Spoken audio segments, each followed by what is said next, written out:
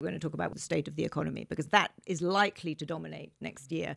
Henry, you've written, and I can't say it's terribly upbeat, but you've written the cover story that goes with the world ahead this week. And you have, how markets could topple the economy. That is my kind of skiing there. But tell me, give me your thesis, because it's quite a compelling thesis. The thesis is simply that AI, the AI boom, the stock market boom in the US has been obscuring a lot of underlying weakness. And now we've reached a point where the valuations of AI companies are so high that it could come undone quite quickly. Now, a lot of people will talk about what that means in terms of lost investment in the economy. But as we were just talking about, a lot of that investment flows to imports from Taiwan. What really matters is the effect on the US consumer. And the fact is that the US consumer is really exposed to the stock market. We've got a chart on this, in fact, showing the percent of US household wealth in stocks. And in the dot-com boom, the enormous run-up in stocks in the late 1990s, that reached 17% of household wealth in stocks. Now, or in the second quarter, it's probably even higher now. Now it's 21%. So the households are more exposed than they were during the dot-com boom. So if you get a big market retrenchment, it could really hit the US consumer. And then I think the economy suddenly looks quite a bit weaker. And it's all kinds of people investing in stocks. There's a fabulous piece in the finance section this week about how oldies are investing in stocks. I mean, there's and one woman from her hospice made a major investment in Nvidia. It's remote. I mean, it's a great piece. I really recommend that you read it. It's an excellent piece. But first of all, sounds as though you think there is a stock market correction coming.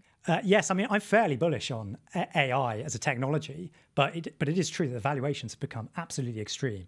I don't think you can justify that yet, because we don't know where the profit's going to be. So let's posit that there'll be a correction. Tom, you're host of Inside Tech. Is that going to make everybody think next year that the AI bonanza was actually a bust? I think this is going to be like previous technologies that were, in fact, world-changing, and the obvious ones are railways and electricity and the internet. But they had crashes, or multiple crashes along the way, and people just generally got too carried away. There's a very striking statistic in your leader that says, I think, if you look at the AI capex up to 2030, the amount of revenue a year you'd have to generate after that to justify it is something like 650 billion. Yes. The current global revenue from AI is about 50 billion, which is about 1/8 of Apple or Google's revenue. So there is this huge disparity between the amount of money that people are planning to spend and the sort of trajectory of investment and the actual flows of money. And this is what we saw with the dot-com booms as well, that people were throwing money at these dot-coms, but they weren't really doing any business. They weren't selling anything. There weren't enough customers. Eventually, we caught up. And I think the same is going to happen with AI. So I'm in a similar position to Henry, that I'm long-term bullish about the impact of the technology, but I think there's going to be a crash before we get there. So, John, do you share that view? And what do you think? How do you think the Trump administration will react if there is a market correction and slowing of the economy? Well, I'm so convinced by Henry, I share that view. And that's why I'm wearing a tie today, because I think there's loads of evidence that when there's an economic downturn in the US, a market correction, men dress more formally. Ties come back. I thought ties come back. No, COVID killed the tie. So that's I'm not budging for that. That's one of my predictions for 2026 is the return of the tie for men. And as for how Donald Trump will react, he'll blame other people, right? That's what he does. And I think one really interesting scenario to think about is, what if the correction were sufficiently big that some financial institutions were threatened? You'd then have Donald Trump in the position of getting to decide who got bailouts and who didn't. And I think he would love that. And can you imagine the orgy of lobbying and special interests and favors being done? Suddenly having the president's ear becomes a kind of existential question for a lot of businesses. So I think there's clearly it would hurt his numbers, but I think he might kind of love it. Fortunately, I think that's a little bit less likely, because a lot of this AI investment is sort of equity finance from the company's own cash flows at the moment. Good. But it's this weird thing where the longer it goes on, the more the financing's getting a bit funkier. OpenAI was talking about government backing, which they quickly walked back. But what was that all about? Because that sounds exactly like, we want to make sure that if things go wrong, Donald Trump's got our back. Well, that's true. And perhaps that scenario plays out with the big AI companies rather than with a big bank. So John Prideaux wears a tie. Everyone starts wearing ties. OpenAI goes and tries to get help from the Trump administration. I'm sure the economy. I'm like you. I can't believe the stock market run can continue. Something is going to happen, and usually. Two things I've learned. One is that I'm always wrong when I bet against the US consumer, so I suspect the consumer will be more resilient than we think. but there will be something somewhere in the further reaches of the financial system that we have not really realized is vulnerable yet. What about the impact on the rest of the world, though? Because you make a very interesting argument that your leader suggests that the recession will be quite shallow, but that nonetheless it will have bigger global impact than we might realize. Just talk us through that.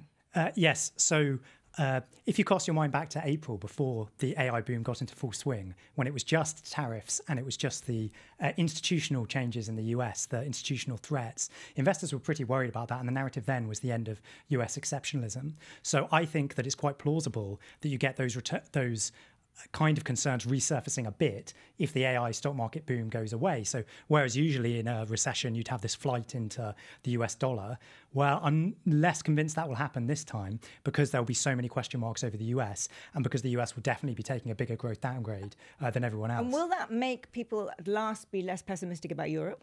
I mean, all I hear is gloom and doom about Europe everywhere.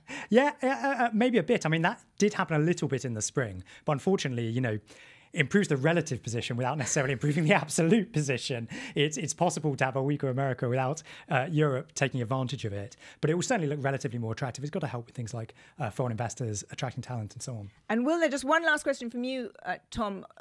You've, I think, long argued, as you did just now, that this is much like every other new technology and it takes a while to implement and so forth. But I've been struck by the growing sort of clamor of concern about AI is taking all of our jobs. And that's sort of in the last few weeks in particular, it seemed piece after piece after that. Are we going to hear more about that next year, particularly if the economy weakens? I think whether it does or not, I think because if the AI boom continues, then people will start blaming things on AI taking their jobs. In fact, they already are. And if there's a bust, then there will be cutbacks and people will say that companies will justify it by saying, well, we found cost savings using AI, which is a kind of classic way to try and juice your share price at the moment. So I think there is going to be more concern about this. The other piece of this is AI agents, and this is where you package up AI in a form that's easier for companies to adopt, and it kind of makes more sense to the accounting department. So agents that do the job of a programmer or a customer sales executive and so on. And marketing AI in that way, I just can't think of a more effective way than that to scare people about the prospect of AI taking their jobs. And we are seeing more and more of this concern about graduate unemployment in particular being blamed on AI. I think there's probably more to it than that, and there are other explanations, but we honestly don't know. So it goes back to your original framing thought, which is in 2026 we're going to get clarity on a lot of things, and I think that's one of them. We're going to get more evidence on what's really happening with AI and the bottom rung of the ladder. I mean, we have another piece in the finance section this week that points out that recessions also tend to be times when there is a lot of structural change. So you could get a phenomenon where even if AI isn't causing the job loss, it provides a bit of an impetus for companies who are searching for cost savings and the like to actually adopt the technology, and it pushes forward adoption a little bit. I think that's quite plausible. Exactly. So I think AI and jobs is back on the agenda in 2026.